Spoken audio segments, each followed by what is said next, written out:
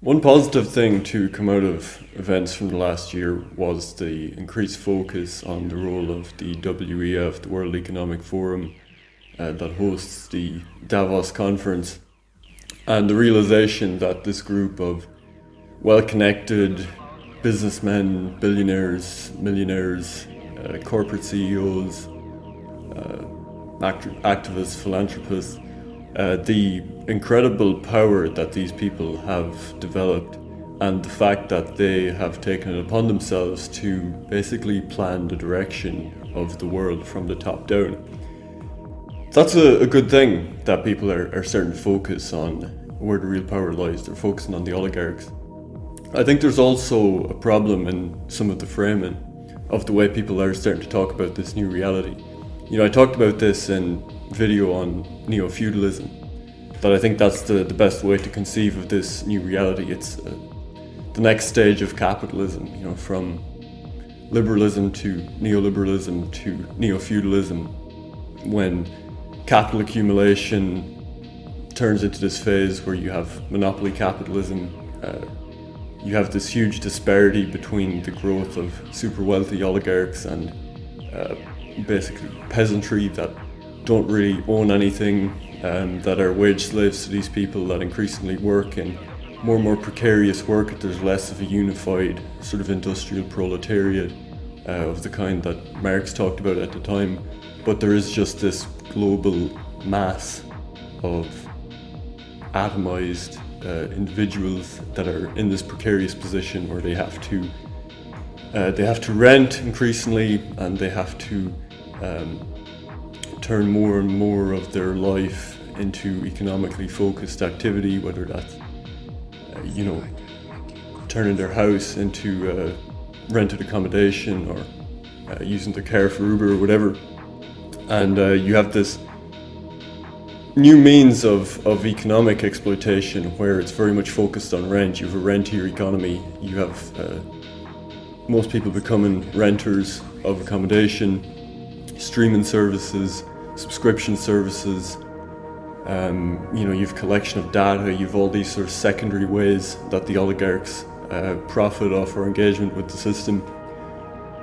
Now, there's another narrative, which is that this is all global communism, and this is how I see the Great Reset and the agenda of the WEF described the most, which is kind of why I made that video. And kind of a secondary narrative, and maybe getting more popular in right or nationalist circles, is this idea that the new paradigm is capitalism for the rich and communism for the poor. I think this is a really terrible description, actually, of what's going on. And I think it's harmful to have a bad analysis of what's going on. You can't prescribe the right medicine for a patient if you have the wrong diagnosis. And I think this puts us on the wrong side of a false dialectic if you accept that narrative. I mean, what is communism? Right-wingers tend to just equate communism with authoritarianism. Communism is bad things. It's people in bread lines. It's the state having total control.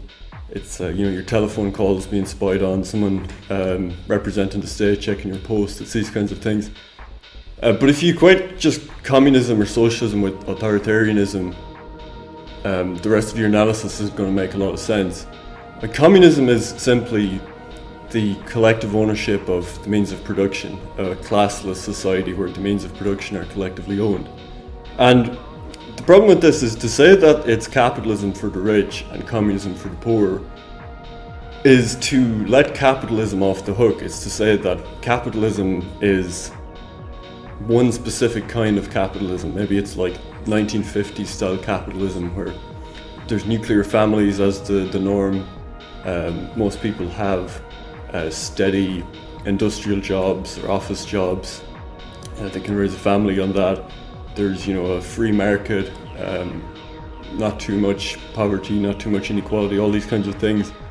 And then somehow whatever we have now, that has to be some kind of corruption of capitalism. That has to be something else, because we don't really recognize this. We don't recognize where you have a smaller and smaller amount of people that are just dictating the direction of everything and using the state for their purposes, making the state more authoritarian to serve their interests. And that's where you get this narrative of communism. But again, the idea that corporate interests hijacking the state to act on their behalf is a proper definition of communism, I think is a bit absurd. And I think this kind of serves the elite in its own way, in that, you know, you have like Sky News now are talking about the Great Reset, and they're portraying it as this global communist takeover, and they frame it in this way that it's all about, they'll tie it into the Green New Deal, and it's about bringing in a communist dictatorship with carbon taxes and an environmental agenda, sort of green fascism. And it's one of those things is Rupert Murdoch and the people that run Sky and these other interests that are willing to push this narrative, are they really on our side? I don't think so. I think it's a new false dialectic, because what the WEF and what this whole thing is about is this idea of stakeholder capitalism. That's the new buzzword that's coming out of WEF. And it's this idea that, it goes back to the 1970s. Milton Friedman very much pushed the idea of shareholder capitalism, that the only proper way to conduct capitalism was to have an ethic of capitalism where the only duty of corporate directors was to their shareholders. And again, it's this kind of idea from classical economics, like the invisible hand, that when people work for greed, when they work for profit, it's ultimately in the interests of everyone. A rising tide lifts all boats. And Friedman really pushed the shareholder vision of capitalism. And Klaus Schwab really, since as long as he's been a public figure, has been criticizing that, and he's been pushing the idea of stakeholder capitalism, that actually corporations shouldn't just focus on making profit and growth for their shareholders, but they should take into account stakeholders. They should take into account customers, their employees, the effect on society, on the environment, all these things. And it's a buzzword, but really what it is ethical capitalism. It's just another way of saying ethical capitalism, that capitalists, corporate CEOs, directors should be ethical in their decision making. They shouldn't just take the greed is good approach. They should take into account how their actions are benefiting everyone, and then we can have this ethical capitalism that won't run into the problems of runaway corporate capitalism.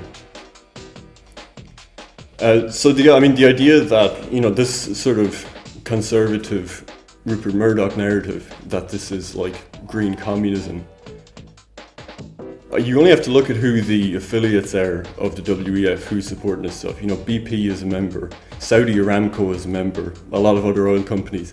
The idea that they want to bring in communism and get rid of fossil fuels, I think, is a bit off the mark. And the idea that a board that has Pepsi and Coca-Cola and MasterCard and BP organising it are trying to move to a system where the means of production are collectively owned by the proletariat is just kind of so absurd that you almost feel silly sort of dealing with that contention.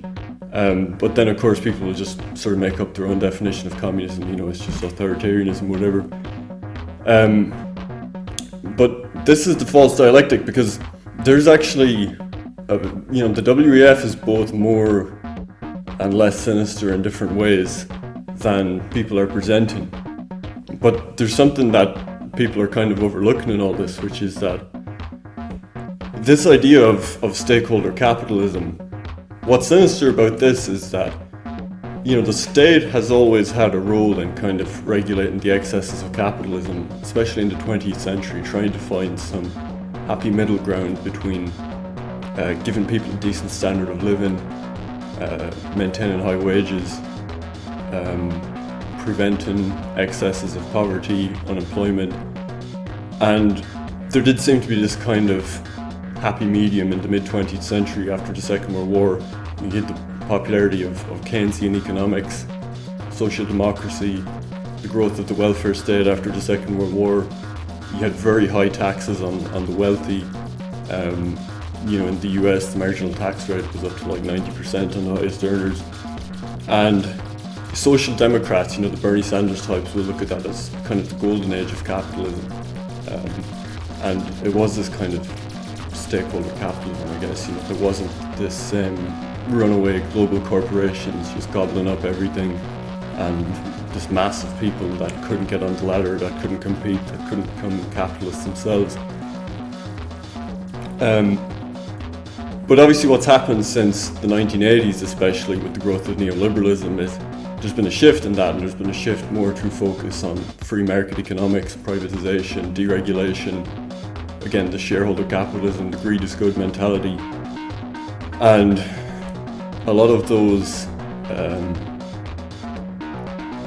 sort of happy mediums that existed have disappeared, and it's kind of gone too far in the other direction. If things went too far socialist, maybe in the 1970s, things have gone too far free market capitalist now. That's the way they look at it.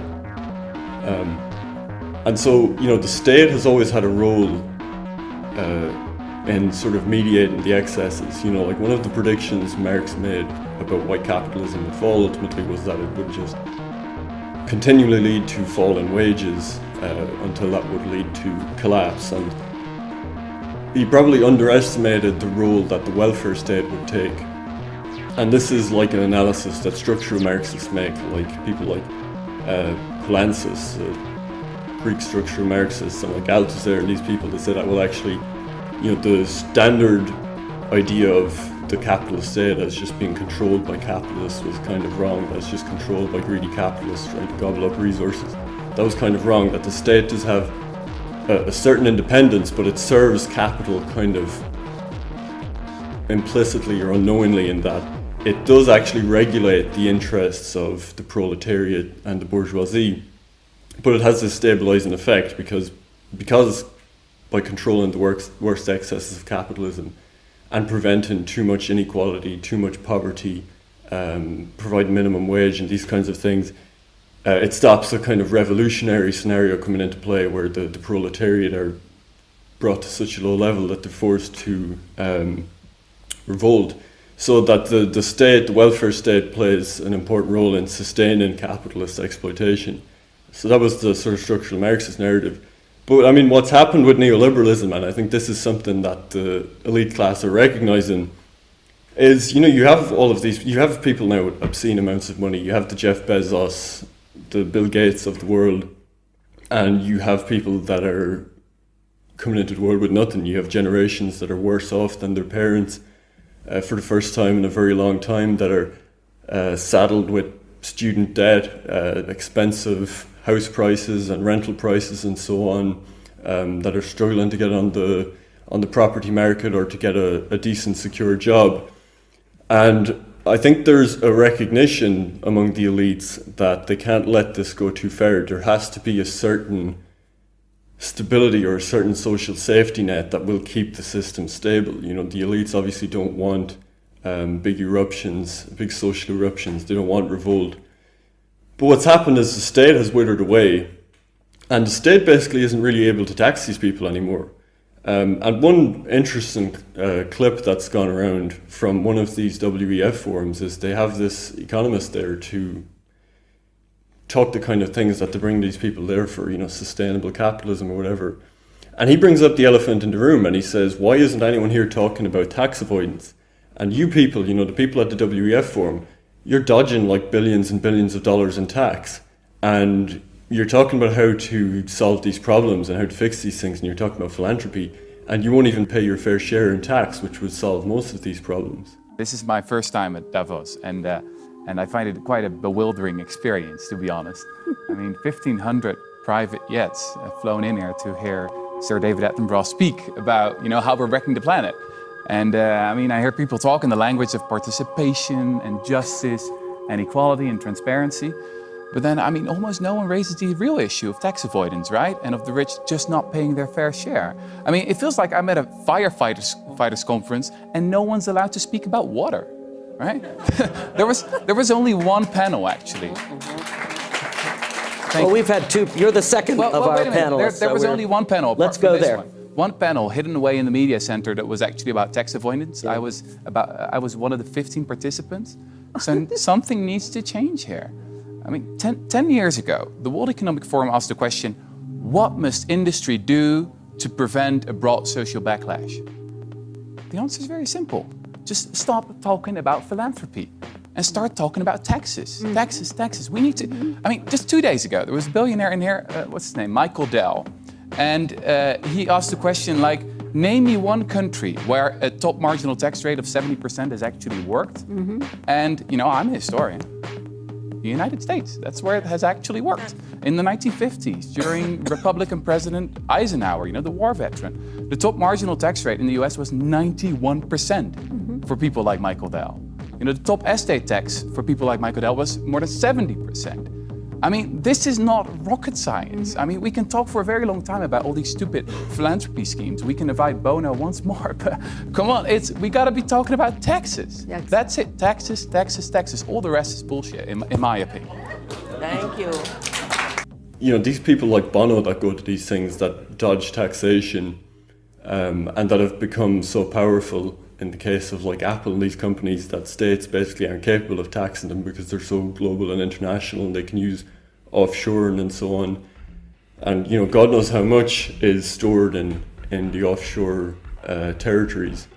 I mean, estimates range from anything from 10 to 50% of the world's wealth, which is obscene. You know, there's years where Jeff Bezos hasn't paid any tax, Amazon hasn't paid any tax in the US, Apple is dodging tens of billions of dollars in tax. So the state basically isn't able to fill the role that it filled in the mid-20th century in terms of mediating class conflict. And so I think the capitalist class recognizes that there are problems in that, there are disruptions, there's things like, you know, populism with the Trump phenomenon, and there's a lot of things kind of under the surface that is going to really destabilize mass society. And because the state doesn't have the power to deal with that properly anymore, it's like someone needs to step in and mediate this. And I think there's an element of this where they're trying to step in and stabilize the system for their own sake. But obviously they don't want a solution that involves, you know, well, here's our solution, we're going to like pay more taxation and we're not going to be predatory capitalists and we're going to have some responsibilities for nations and so on. No, their solution is philanthropy. It's philanthropy instead of taxation. It's like, you know, Apple will dodge $14 billion of taxes and then they'll give $1 billion to increasing technological advancements around sanitation for people in Bangladesh, and a few million for Black Lives Matter and so on. So, you know, this whole program of stakeholder capitalism, it's both a way to mediate the system to have a certain degree of stability so that they can continue to rule. But it's also a way to kind of offload their guilt. It's a way to, you know, in some of the social programs they fund, it's a way to kind of pass the guilt onto the working class with a lot of the focus on anti-racism and social issues and so on that generally sort of working class white people get the brunt of and become the bad guy in, and the left focuses on that instead of the oligarchs. But it's also a way to kind of shirk the responsibility in that, you know, they'll present papers like kind of asking to be regulated or something, but nothing really happens. But it's like they're kind of fulfilling the role of government in that they're telling governments and they're telling the world that we're going to give all our money away, we're going to invest in helping poor people, we're going to fix inequality, we're going to fix all of the problems that are being created by runaway cannibal capitalism that we have created, that we're the directors of. And then it kind of absolves the government of it. It's like philanthropy is slowly replacing the role of social democracies and the welfare state. And that means that there's a power transfer to the oligarchs. The oligarchs now are taking on the responsibility, but really the increased power of being the people that decide these things. It's not something that's sort of decided democratically. It's decided by a handful of well-connected people that meet once a year to lay out these plans. And at the same time, the solutions they're coming up with, themselves are means to advance to the next stage of capitalism. They're means to accelerate the advance into neo-feudalism. You know, one of the things about capitalism is because it requires infinite compound growth. At a certain point, you know, industrial production, there's only so much of that you can do, and then you can move to other countries and you can send your manufacturing to China or whatever. But eventually there's all this money and there isn't really much place for it to go except into financialization, into bonds and property prices and so on. And you have this situation where you have like huge empty cities in China, and the property prices keep going up. There's a property bubble of sorts in China. And even though there's no increase in productive capacity, you have these things that are good investments just because money keeps flowing there because the growth has to go somewhere. So we're seeing this sort of inevitable transition of capitalism, and this is another reason why I criticize this sort of right-wing approach of like blaming this on capitalism or blaming this on communism, because, well, this isn't like what capitalism looks like. This is something new, and why can't we just have like 1960s sort of corporatism? Why can't we just have like when capitalism wasn't so runaway, when it was still tied to the nation state? And it's this problem, it's this fantasy again, that this fluid process of capital circulation that is ever increasing, ever looking for growth and new opportunities and breaking down barriers to profit and breaking down social orders to create new, more advantageous social orders for growth. It's this fantasy that this can just be frozen in time, and you find this a lot among nationalists. It's like, let's have capitalism, but let's just freeze it in the 1960s, 1980s, 1990s, whatever. Let's just have like manufacturing, industrial capitalism forever, and let's just give everyone a manufacturing job. But this ignores the structural issue. I mean, even at that time, there was still compound growth. All of these things are always temporary. There's always going to be geographical shifts. There's always going to be social shifts and revolutions to sustain this ecosystem of capital growth fueled by compound growth. So that's really the issue. Sorry, I kind of lost my train of thought. But yeah, the point is that the next stage of this now, in terms of where this growth goes, is towards neo-feudalism. And it's towards more and more commodification. It's towards, where's this growth going to go? It's going to go into that every person is going to spend basically all of their time producing or consuming, in some way contributing to the flow of capital. And you've seen that with the past year, with the lockdowns. Your home used to be your home. It was where you lived, it was where you unwound after work, whatever, it was your sort of private sphere. Now your home is a home gym, it's your office, you work from home, you get deliveries to your home, all these kinds of things, and it's this expansion of economization into every aspect of life, and this is what the WEF is pushing. And they'll frame it under ethical, futuristic sounding things. We're going to have smart cities, and technology is really the focus now, because they know that there's potential for more growth, more profit, more innovation with AI and technology. And so now they're using their position above states, they're using their position as the power broker to start to use the state as a tool. You're seeing the growth of state capitalism, and China has been one of the pioneers of this. All of the Southeast Asian countries, Vietnam. Vietnam and China are ostensibly ruled by communist parties, and again, this is like the typical right-wing thing, or the CCP or whatever, and they'll blame things on communism. But the function of the Communist Party in places like Vietnam is basically to stop a proper coalition of workers emerging. It's to stop unionization.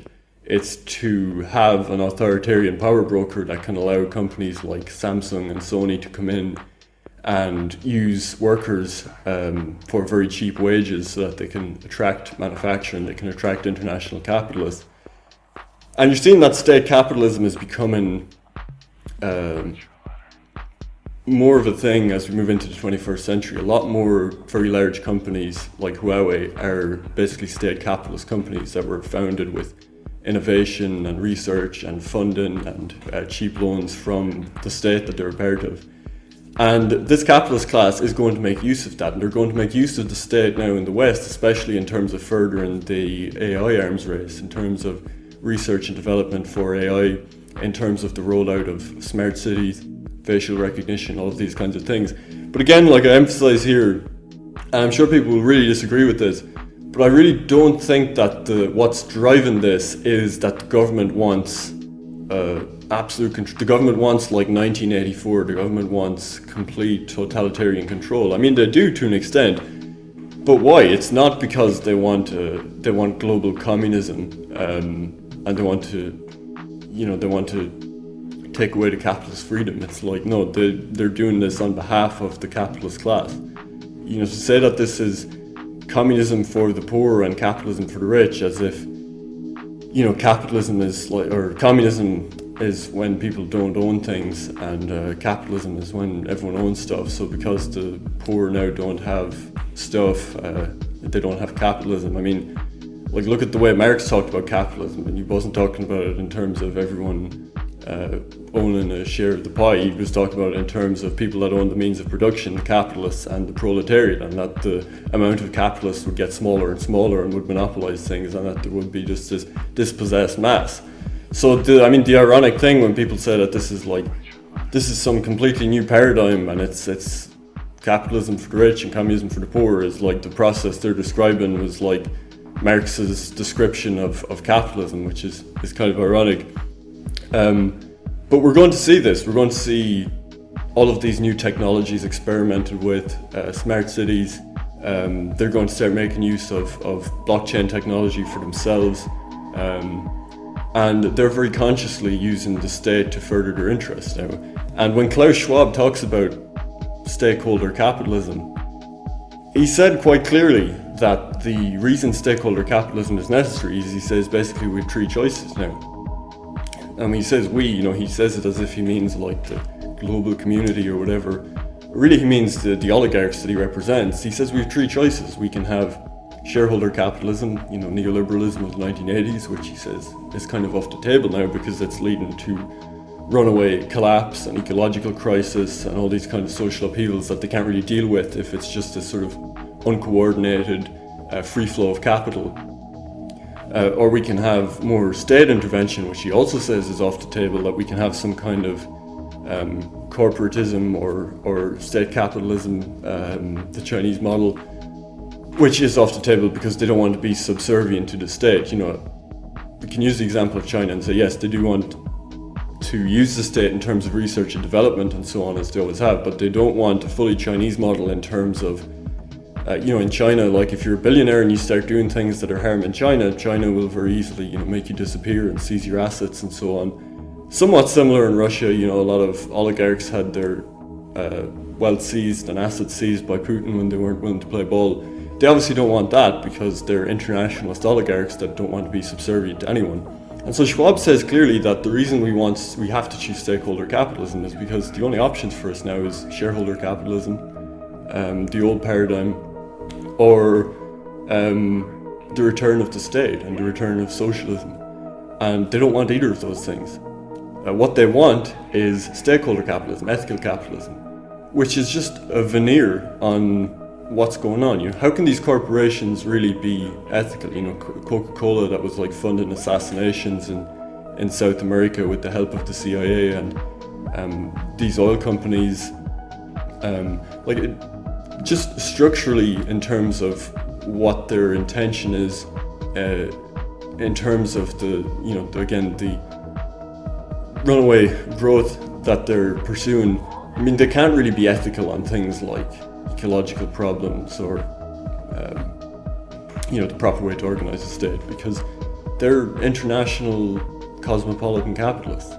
So stakeholder capitalism, ethical capitalism, I mean, this is just a way for them to basically buy themselves time to do away with the idea that the state is necessary for any of these things, and to redirect what should be the power of the state into the hands of oligarchs, and to replace redistributive measures replace the role of the nation state with philanthropy. So, I mean, that's what's very sinister about this. But make no mistake about it, this is the next stage of capitalism. And we are heading into neo-feudalism. And it's very hard again to see what will stop this paradigm. But the oligarchs know very clearly where this is going. And it's not communism.